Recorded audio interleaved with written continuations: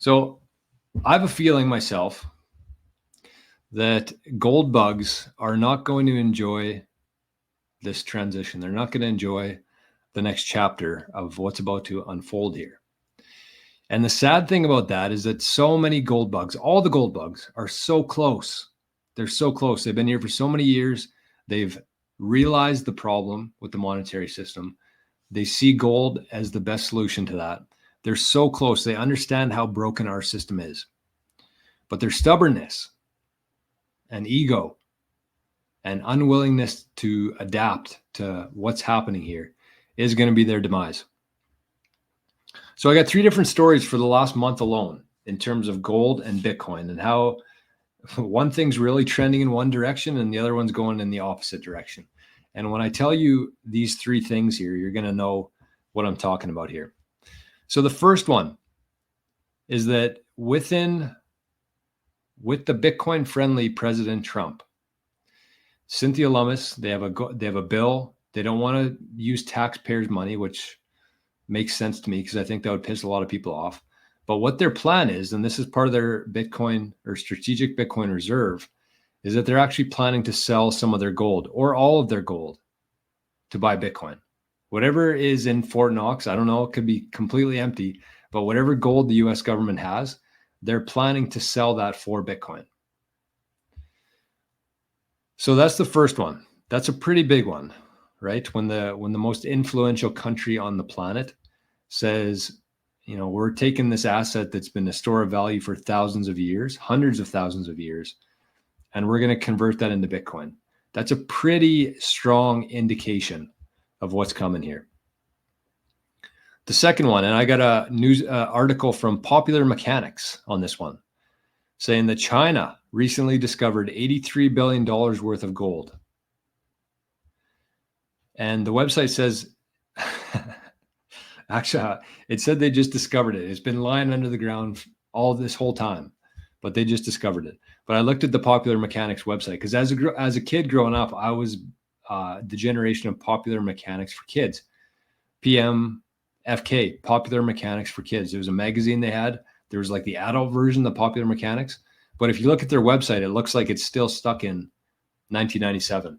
But all the articles are up to date. They still have contributors, writers, and they're posting articles that are very much up to date. So that's the second one. China discovered $83 billion worth of gold. It was just sitting there under the ground.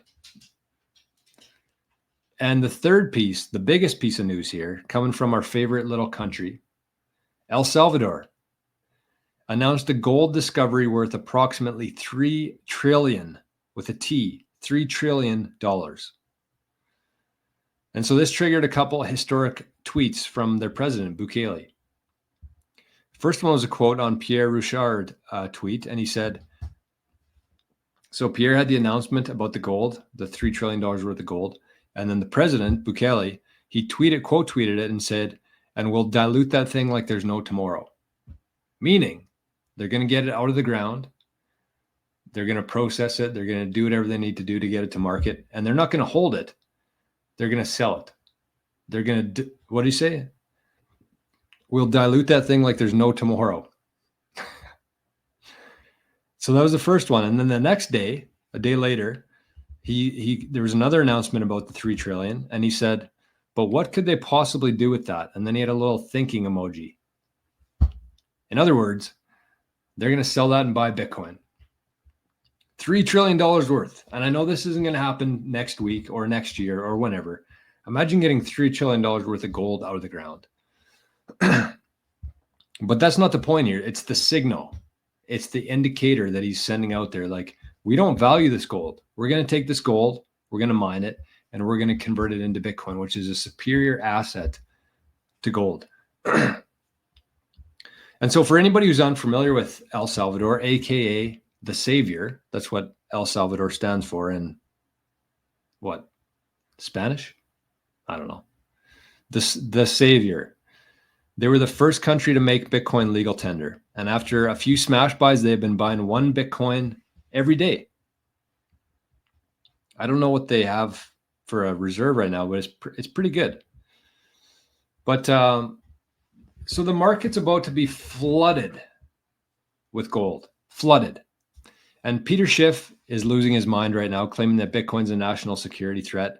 The mainstream media, there's been 5 or 6 big interviews and big clips talking about how bad Bitcoin is and how stupid this idea is for Trump to create this strategic reserve. Everything's happening. Our pets' heads are falling off. That's how gold bugs feel right now. And gold has historically been the best store of value that exists. But why? It's not because you can use it in jewelry, not because it's nice and shiny and it's fun to look at and touch and everything like that. It's because of its scarcity. That's why it's been the best store of value for the last 100,000 of years. Scarcity. And up until April 2024, gold was the most scarce asset. But in April 2024, that's when Bitcoin actually passed gold in terms of the new scarcest asset, because gold historically has a 2% inflation rate. And after the halving that happened in April 2024, where the new supply of Bitcoin gets cut in half every 4 years, the new supply of Bitcoin is less than 2% now. So it's officially the most scarce asset that exists. And it's only going to get more and more scarce as we go along here. I think it's Saylor who said by 2034, maybe, that there's less than 1% of Bitcoin that's going to be mined for the next 100 years.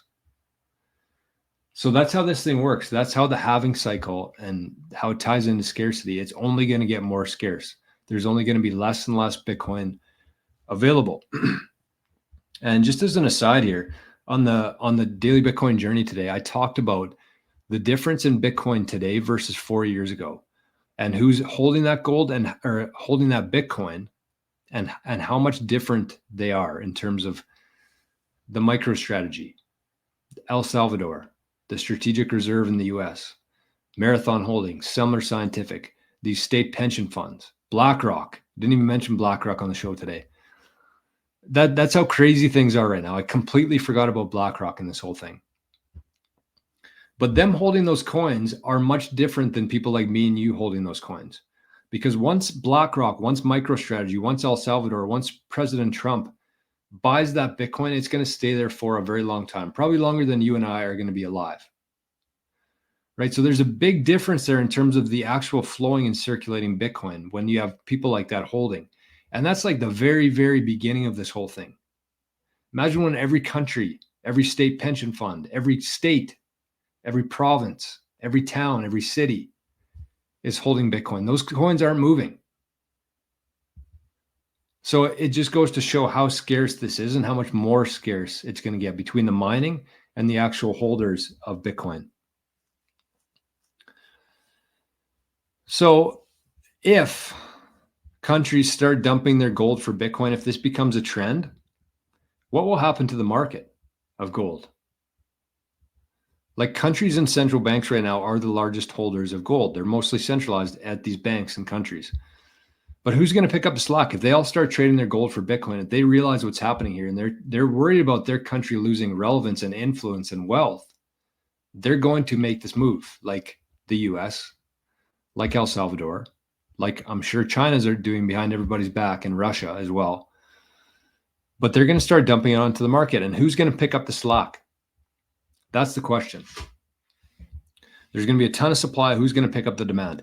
Do you really think that there's going to be a bunch of 20, 25, 30-year-olds lining up outside of a gold shop to buy their gold? I don't know. I don't think so. Gold has served its purpose. It has been the best store of wealth through the years before Bitcoin existed. And you also have to consider the fact that Bitcoin, not only the scarcity, there's other things in play here that make Bitcoin so much more valuable than gold today, as where we are today. Because Bitcoin can be sent anywhere in the world in a matter of minutes for a very, very low fee. Imagine trying to send $10 billion worth of gold across the world. Think about the process of that. Think how long it would take. Think how much it would cost. Think how much energy would be used to do that. Bitcoin is also highly divisible. You can't start shaving off a gold coin to pay for groceries. Unless, of course, the grocery stores catch on to the gold trend and they start putting a little scale by the till and a knife where you can shave off your gold coin, pay for groceries, then maybe, it's too soon to say, but I don't see that happening. But most importantly, especially when we're talking about governments and central banks, Bitcoin is verifiable. That's one thing that gold hasn't have, and that's why gold is allowed centralization, is because you cannot verify the reserves. We've never been able to audit or see or verify the gold reserves.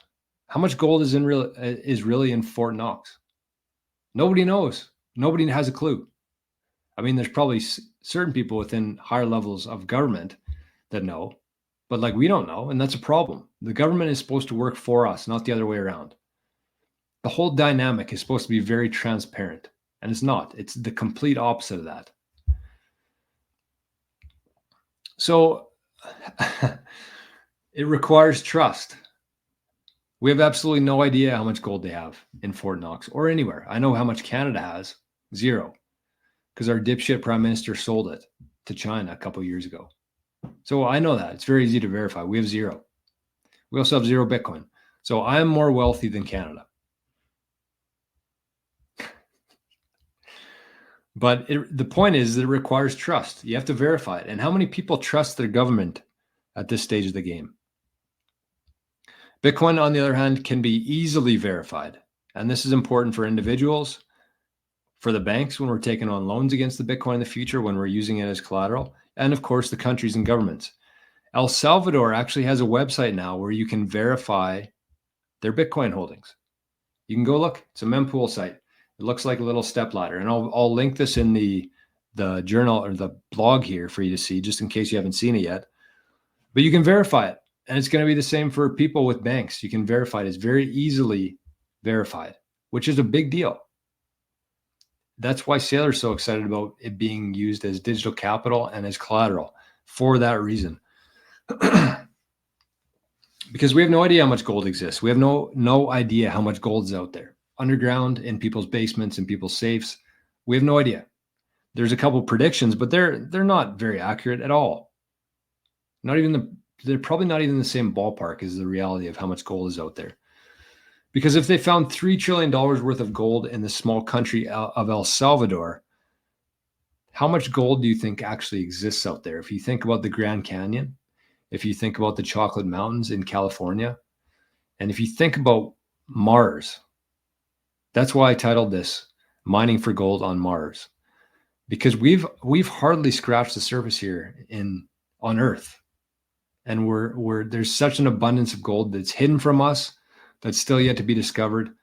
But like Elon's talking about Mars and how much gold, it's going to be raining from the sky in gold. How much Bitcoin do you think we'll find on Mars? Any? Are we going to be able to just hop on a rocket ship, go to Mars and find more Bitcoin? No, not how it works. There could be an endless amount of demand, and there's going to be, but you cannot change the supply of it. Bitcoin's characteristics, Bitcoin, the asset itself, we've never had anything like it. We've never had anything close to it. The closest thing we have had is gold in terms of scarcity, in terms of store of value, and it has done its job. So if you consider all of this right now, this is kind of like the main part that I want to get across here. Number 1, gold, if you have any, sell for Bitcoin.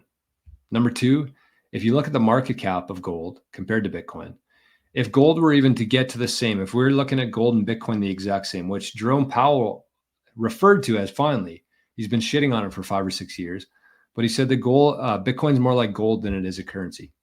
So let's just say that Bitcoin and gold are equal. They should be looked at the exact same. Store of wealth, collateral, capital. You want to protect your purchasing power, that's what you buy.